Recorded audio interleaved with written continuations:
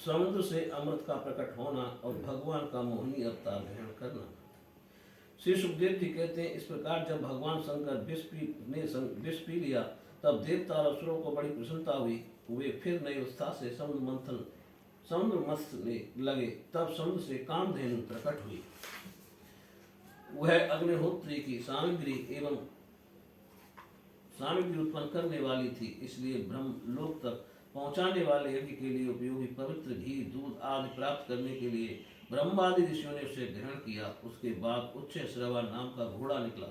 वह चंद्रमा के समान श्वेत वर्ण का था। बलि ने उसे लेने की इच्छा प्रकट की। इंद्र ने उसे नहीं चाहा, क्योंकि भगवान ने उन्हें पहले से ही सिखा रखा था। तदंतर रावत नाम का श्रेष्ठ हाथी निकला। उसके बड़े बड़े 4 दांत थे, जो उज्जवल वर्ण कैलाश की शोभा को भी मात करते थे। तत्पश्चात कौसुभ नामक पदम राग मणि समुद्र से निकली। उस मणि को अपने हृदय में धारण करने के लिए अजित भगवान ने लेना चाहा। परीक्षित, इसके बाद स्वर्ग लोक की शोभा बढ़ाने वाला कल्प वृक्ष निकला। यह याचकों की इच्छाएं इनकी इच्छित वस्तु देकर उसे ही पूर्ण करता रहता है, जैसे पृथ्वी पर तुम सबकी इच्छाएं पूर्ण करते हो। तत्पश्चात अप्सराएं प्रकट हुई। वे सुंदर वस्त्रों से सुसज्जित एवं गले में स्वर्ण हार पहने हुए थीं।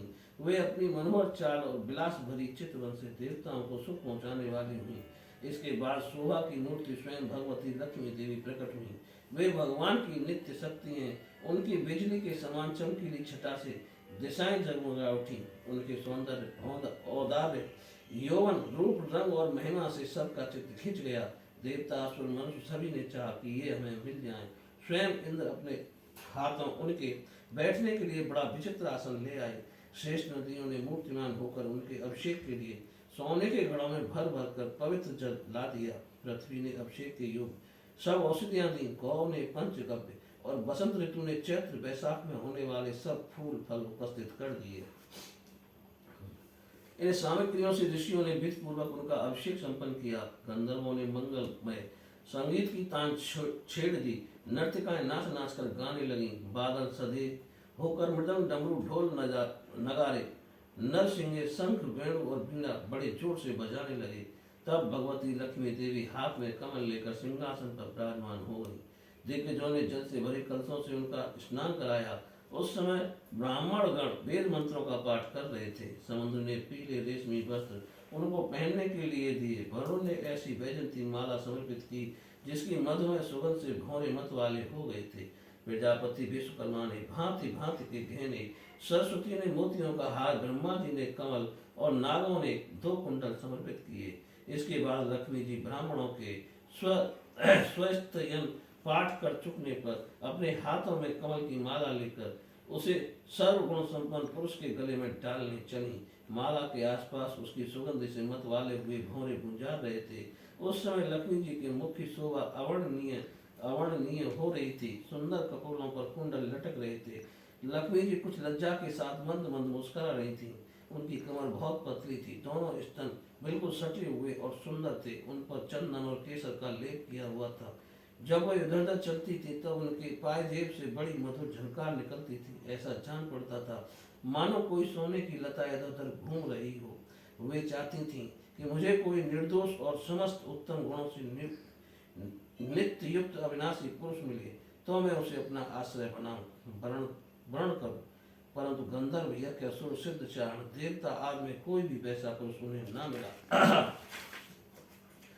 वे मन ही मन सोचने लगी कि कोई तपस्वी तो है, परंतु उन्होंने क्रोध पर विजय नहीं प्राप्त की है। इन्हीं में ज्ञान तो है, परंतु वे पूरे अनासक्त नहीं है। कोई है जो बड़े महत्वशाली, परंतु वे काम को नहीं जीत सके। इन्हीं में ऐश्वर्य भी बहुत है, परंतु वे ऐश्वर्य ही किस काम का जब उन्हें दूसरों का आश्रय लेना पड़ता है। इन्हीं में धर्माचरण तो है, परंतु प्राणियों के प्रति वे प्रेम का पूरा बर्ताव नहीं करते।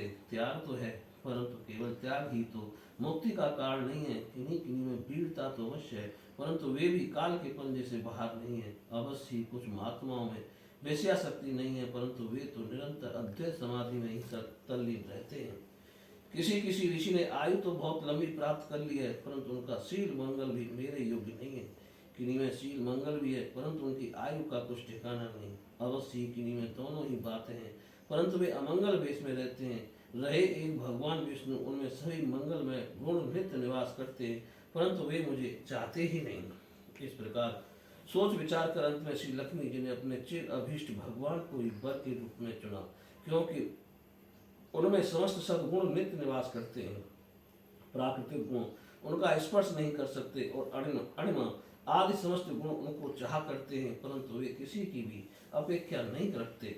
वास्तव में लक्ष्मी जी के एकमात्र आश्रय भगवान ही है, इसी से उन्होंने उन्हीं को वर्ण किया। लक्ष्मी जी ने भगवान के गले में वह नवीन कमलों की सुंदर माला पहना दी, जिसके चारों ओर झुंड के झुंड मत वाले मधुकर गुंजा रहे थे। इसके बाद लज्जापूर्ण मुस्कान और प्रेमपूर्ण चितवन से अपने निवास स्थान उनके वक्ष स्थल को देखती हुई वे उनके पास ही खड़ी हो गई। जगत पिता भगवान ने जगत जननी समस्त संपत्तियों की अधिष्ठात्र देवता श्री लक्ष्मी जी को अपने वक्ष स्थल पर ही सर्वदा निवास करने का स्थान दिया। लक्ष्मी जी ने वहां विराजमान होकर अपनी करुणा भरी चितवन से तीनों लोकपति और अपनी प्यारी प्रजा की अभिवृद्धि की। उस समय शंख, तुरही, मृदंग आदि बाजे बजने लगे। गंधर्व अप्सराओं के साथ नाचने गाने लगे। इससे बड़ा भारी शब्द होने लगा। ब्रह्मा, रुद्र, अंगिरा आदि सब प्रजापति पुष्प वर्षा करते हुए भगवान के गुण स्वरूप और लीला आदि के यथार्थ वर्णन करने वाले मंत्रों से उनकी स्तुति करने लगे। देवता, प्रजापति और प्रजा सभी लक्ष्मी जी की कृपा दृष्टि से शील आदि उत्तम गुणों से संपन्न होकर बहुत सुखी हो गए। परीक्षित, इधर जब लक्ष्मी जी ने दैत्य और दानवों की उपेक्षा कर दी, तब वे लोग निर्बल, उद्योग रहित, निर्लज्ज और लोभी हो गए। इसके बाद समुद्र मंथन करने पर कमल नयनी कन्या के रूप में वाणी देवी प्रकट हुई। भगवान की अनुमति से दैत्यों ने उसे ले लिया। तदंतर महाराज देवता और असुरों ने अमृत की इच्छा से जब और भी समुद्र मंथन किया, तब उसमें से एक अत्यंत अलौकिक पुरुष प्रकट हुआ। उसकी भुजाएं लंबी और मोटी थी, उसका गला शंख के समान उतार चढ़ाव वाला था और आंखों में लालिमा थी। शरीर का रंग बड़ा सुंदर सांवला था। गले में माला, अंग अंग सब प्रकार के आभूषणों से सुसज्जित, शरीर पर पीतांबर, कानों में चमकीले मणियों के कुंडल, चौड़ी छाती, तरुण अवस्था, सिंह के समान पराक्रम, अनुपम सौंदर्य, चिकने और घुंघराले बाल लहराते हुए उस पुरुष की छवि बड़ी अनोखी थी। उसके हाथों में कंगन और अमृत से भरा हुआ कलश था।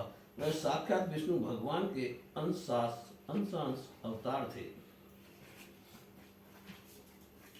वे ही आयुर्वेद के प्रवर्तक और यज्ञ भोक्ता धर्मांतर के नाम से सुप्रसिद्ध हुए। जब दैत्यों की दृष्टि उनके हाथों में अमृत से भरे हुए कलश पर पड़ी, तब उन्होंने शीघ्रता से बलात् उस अमृत के कलश को छीन लिया। वे तो पहले से ही इस ताक में थे कि किसी तरह समुद्र मंथन से निकली हुई सभी वस्तुएं हमें मिल जाएं। जब असुर उस अमृत से भरे कलश को छीन ले गए, तब देवताओं का मन विषाद से भर गया। अब वे भगवान की शरण में आए। उनकी दीन दशा देखकर भक्त वात्स्या कल्पतरु भगवान ने कहा, देवताओं, तुम लोग खेद मत करो, मैं अपनी माया से उनमें आपस की फूट डालकर अभी तुम्हारा काम बना देता हूँ। परीक्षित, अमृत लोलुप देवताओं में उनके लिए आपस में झगड़ा खड़ा हो गया। सभी कहने लगे, पहले मैं पीऊंगा, पहले मैं, तुम नहीं। उनमें जो दुर्बल थे वे उन बलवान दैत्यों का विरोध करने लगे।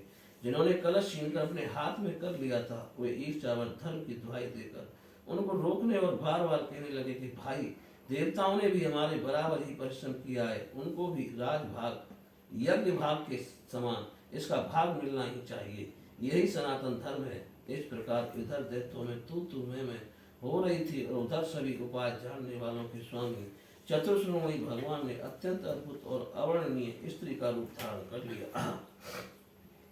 शरीर का रंग नील कमल के समान श्याम एवं देखने ही योग्य था। अंग प्रत्यंग बड़े ही आकर्षक थे। दोनों कान बराबर और कर्ण खून से सुशोभित थे। सुंदर कपोल, ऊंची नासिका, रमणीय मुख, नई जवानी के कारण स्तन उभरे हुए थे और उन्हीं के भार से कमर पतली हो गई थी। मुख से निकलती हुई सुगंध के प्रेम से गुनगुनाते हुए भौरे उस पर टूट पड़ते थे, जिसमें नेत्रों में कुछ घबराहट का भाव आ जाता था। अपने लंबे केश पासों में उन्होंने खिले हुए बेले के पुष्पों की माला गूंथ रखी थी। सुंदर गले में कंठ के आभूषण, सुंदर भुजाओं में बाजूबंद सुशोभित थे। इनके चरणों के नूपुर मधुर ध्वनि से रुनझुन कर रहे थे और स्वच्छ साड़ी से ढके नितंबी द्वार पर भी शोभायमान करधनी अपनी अनूठी छटा छिटका रही थी। अपनी सज्जल मुस्कान नाचती हुई तिरछी भौएं और विलास भरी चितवन से मोहिनी रूपधारी भगवान दैत्य सेनापतियों के चित्त में बार बार कामोद्दीपन करने लगे। बोलिए श्री कृष्ण भगवान की जय।